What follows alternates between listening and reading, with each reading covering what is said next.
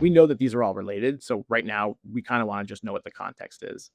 So with that done, what we're going to do is actually look at like um, this parent process ID for Explorer and make sure that the Explorer session was launched by what we would expect Explorer to be launched to in a normal Windows session, right? We want to make sure that this isn't a case where like somebody was able to exploit the IIS server on this box and then like, get some sort of access to the explorer.exe process and stuff like that from like outside of the normal Windows execution flow or something like that, right?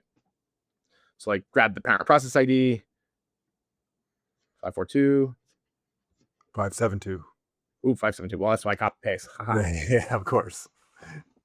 Yeah, just for everyone, as we're going through this isn't your standard demo. So Kevin's actually walking you through, he's doing an investigation. So what you're seeing him is going through the interface and reasoning it out in real time. So he's looking for artifacts, he's looking for different clues, if you will, that he can then follow and research going down the path as what he showed you is the model that he was using.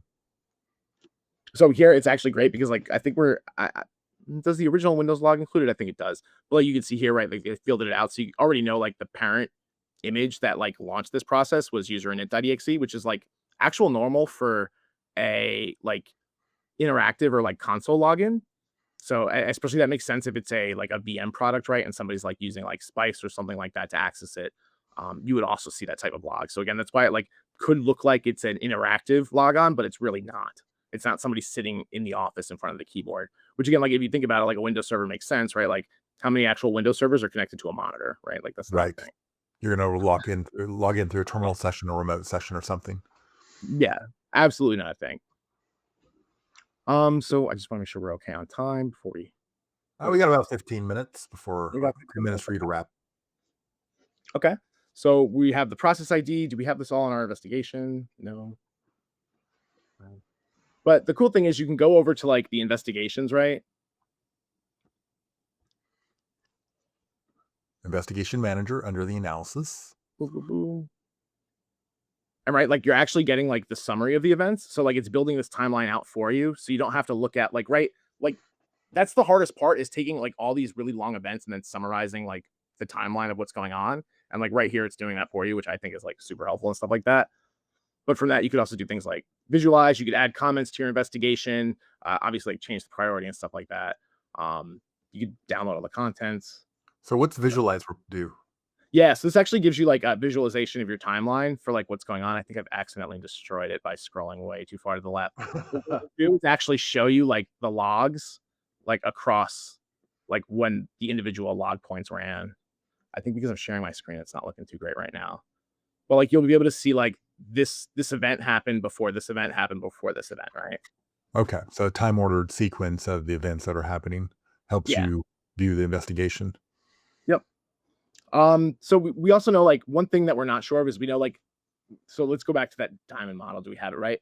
Oh, showing my face to myself. There it is.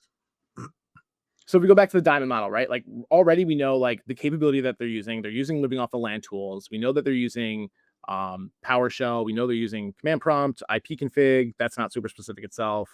What else do we know? We don't know the infrastructure actually, right? Because what we saw was what looked like an interactive logon. So there's no necessarily like remote IP address associated with that, even though they were logging in remotely, because it's a virtualized machine, right? And they were using that console. It looks like, um, so that's something like you want to know, right? Because like that's the infrastructure, right? That's how they're pivoting and at least gaining access. So you know that you now need to go and look like at the things that could have provided that access and see does the compromise start there, right? Like start pivoting back and seeing like, okay, what were the user accounts associated in accessing that VM at that time, right? Things like that. You'll also want to look at okay, what was the specific server being targeted? In this case, it was a 2019 server. So if we like look at the environment, we'll see like there's mostly 2022, right? So okay, 2019, the older one, the more likely to be vulnerable. But we would also see like going through the server and like if you know your network and like you're just working maybe one customer environment or something like that, you'll know off the bat. But like the SharePoint server, right? Like we know that the SharePoint server is home to like a lot of data, right? Like it's where users are sharing their file. There's integrations with OneDrive and stuff like that. Especially if you're self-hosting. So like it's a super attractive target. Especially the way SharePoint can integrate with SMB. Um, you can like there's the potential to like move laterally from like the SharePoint server to like other servers that are like providing that like network storage for it as well. So like SharePoint, there's server farms and stuff like that. So you can get like a lot of lateral movement really quickly in an organization that uses SharePoint, which is like super common.